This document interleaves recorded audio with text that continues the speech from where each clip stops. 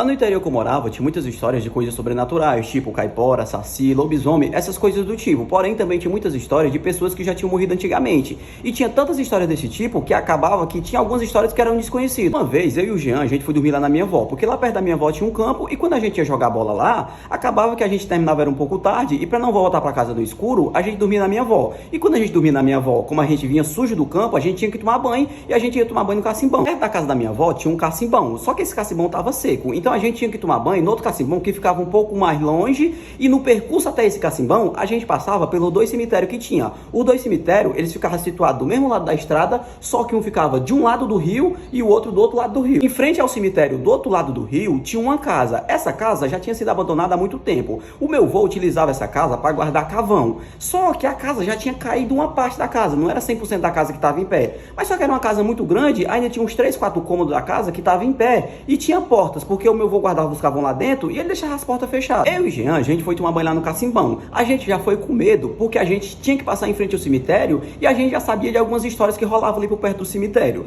Beleza, a gente foi. Quando a gente subiu para ir tomar banho no cacimbão, a gente foi com a lamparina, porque lá no interior não tinha lanterna, não tinha energia, não tinha nada. Só tinha 2 meios de a gente enxergar alguma coisa no escuro, com lamparina e com facho. Então a gente foi com a lamparina. Na subida que a gente foi lá pro cacimbão, tudo normal, tudo tranquilo. A gente passou em frente aos 2 cemitérios, correndo porque a gente tava com medo. Mas a gente não podia correr muito, porque se a gente corresse muito, apagava a lamparina. Os 2 cemitérios eram do mesmo lado da estrada, um de um lado do rio e o outro do outro lado do rio, porque o rio cortava a estrada. Quando a gente vinha voltando, a gente vinha andando aqui, conversando tudo normal, com a lamparinazinha na mão. Quando a gente passou o primeiro cemitério, que a gente ia atravessando o rio, pra gente passar pelo outro cemitério, a gente escutou as cabras berrando lá dentro da casa abandonada que tinha, onde o meu avô guardava o carvão. Eu peguei e disse, Jean, vamos soltar as cabras, que provavelmente as cabras entraram para dentro da casa e estão presas dentro da casa. Estão com sede, vamos soltar elas, que é para ela ir lá pro cacimbão beber água. A casa, ela não ficava bem na beirinha da estrada. A gente tinha que andar assim um pouquinho. Tinha uma varedinha que ia até a casa. Mas a gente sabia onde era a casa, porque às vezes a gente ia lá, porque quando o meu avô fazia uma caeira que ele tirava o carvão, a gente ia tirar o carvão da caeira, botava no saco e a gente ia guardar o carvão lá na casa, mas meu avô. Então a gente sabia onde era a casa, conhecia a casa. A gente pegou, foi, andou aqui na varedinha. Quando a gente chegou perto da casa, a gente não escutou mais nada. Aí a gente pensou, vamos voltar? Aí o Jean, não, bora. A gente foi. A porta lá era amarrada só com um cordãozinho. Por isso que eu pensei que a cabra poderia ter quebrado o cordão e entrado para dentro da casa, porque cabra é bicho danado. A gente chegou perto da casa, a gente parou para a gente escutar alguma zoada, porque a gente tava com medo. A gente ficou parado lá um pouquinho, não escutou nada. Aí eu peguei e disse, Jean, bora voltar? Que eu tô ficando com medo. Aí o Jean, não, tu é doido, vamos entrar, mas não sei o que. A gente pegou, foi pra frente da casa. Quando a gente chegou na frente da casa, a porta tava aberta. A gente pegou, ficou parado lá, um pedacinho em frente à casa. A gente escutou as panelas batendo dentro da casa. Mas a gente sabia que não morava ninguém dentro da casa. Aí nós pegamos e disse assim, não, bora embora. Aí o Jean, não, bora entrar. Eu, pra não dar uma de mole e dizer que ia correr, entrei na onda do Jean, bora entrar. A gente entrou pra dentro da casa com a lamparinazinha acesa. Quando a gente entrou, a casa era tipo assim, uma sala bem grandona, porque já tinha uma parte que tinha caído, era uma casa muito grande. Uma sala bem grandona, um corredor, no meio do corredor uma porta que dava acesso a um quarto. Nesse quarto era onde o meu avô guardava os carvão e alguns tambores de feijão lá também. Depois tinha outra sala, só que essa sala não era assim, de comprida assim, ela era assim, bem compridona assim, ó, tá ligado? Aí depois dessa sala tinha uma cozinha, pronto, era só esses cômodos que ainda tinham restado, porque o resto já tinha caído. Entrou na casa aqui, a gente parou. Ficamos aqui, eu e o Jean aqui, bem pertinho um do outro, com a lamparina acesa aqui. A gente continuava escutando a panela batendo lá dentro na casa. Aí nós, bora entrar. A gente foi entrando devagarzinho, com medo assim, ei, falando, entendeu? E a gente escutando.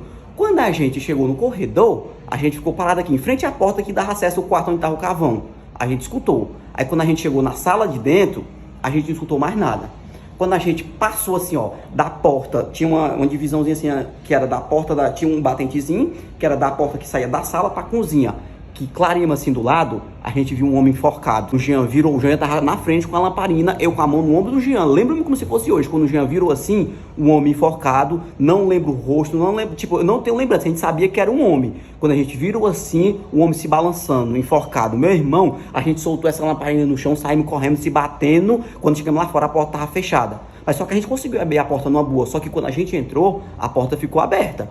Quando a gente saiu, a porta já tava fechada. Saiu eu e o Jean correndo pra casa, mas correndo mesmo assim, dando a vida assim, como se o mundo fosse acabar e chorando, se acabando em choro. Chegamos lá na avó, nós dois chorando. A avó, o que foi, menino, o que foi? A avó acordou o meu avô, porque o avô já tava dormindo. O pessoal lá na serra dormia 6 horas da noite. Chorando, assim, vou ter um homem enforcado lá dentro da casa do Cavão, vô. E o vô, que conversa é essa, menino? Quem era esse homem? Não sei não, vô, o homem tá lá. Aí nós contamos pro vô que tinha acontecido, que a gente tinha escutado ela acaba berrando, não sei o quê. O vô correu, foi pra lá. Quando o vô chegou lá, a lamparina tava acesa, em pé, bem botadinha assim, em cima de um balcãozinho que antigamente os povos que moravam naquela casa usavam pra botar um moinho, que era tipo uma bancadazinha. A lamparina tava em cima, bem acesinha, e o vô disse que não tinha nada, a porta tava fechada, tudo bem bonitinho, só a lamparina que tava lá dentro acesa. A mãe chegou perto de mim e disse logo, ó, seu negro desgraçado, se você tiver mentindo essa história aí, você vai levar uma pisa. Aí o Jean confirmou, não, Rosa, não tá mentindo não, nós vimos mesmo o homem, não sei o quê.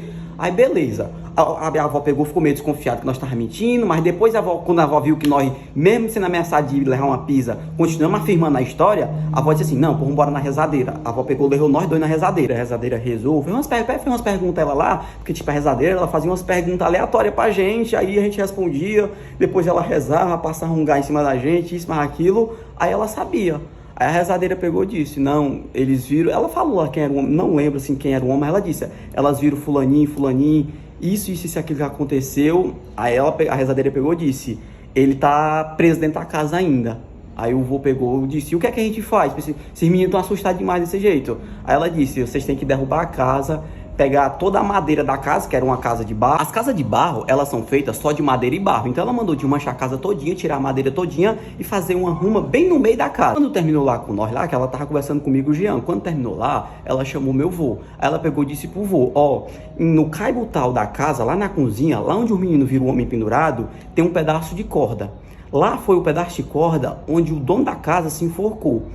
Antes de você começar a desmanchar a casa, você tira esse pedaço de corda. E quando você tirar toda a madeira da casa, você pegue a madeira, bote bem no meio da casa e para começar o fogo, você bote óleo na corda, no pedaço de corda, e para começar o fogo, você começa queimando a corda que ele se enforcou. E assim o meu vô fez. O vô foi lá, tirou o pedaço de corda, mas só que o vô não contou para ninguém antes de fazer isso. O vô contou depois que terminou tudo, que queimou tudo. Foi que ele contou a história do pedaço de corda e tal. E foi isso que o meu avô fez. Ele foi lá, tirou o pedaço de corda, desmanchou a casa todinha, pegou a madeira todinha, botou bem no meio e queimou. Quando ele foi começar o fogo, para acender o fogo, ele começou queimando a corda, o pedaço de corda, que não era mais uma corda, era só um pedaço. E no final, essa era uma história de um homem que tinha morrido há muito tempo e tinha toda uma história por trás que ninguém conhecia. Era uma história de pessoas muito antigas lá que já tinham morrido lá e ninguém conhecia. Daquela geração ninguém conhecia.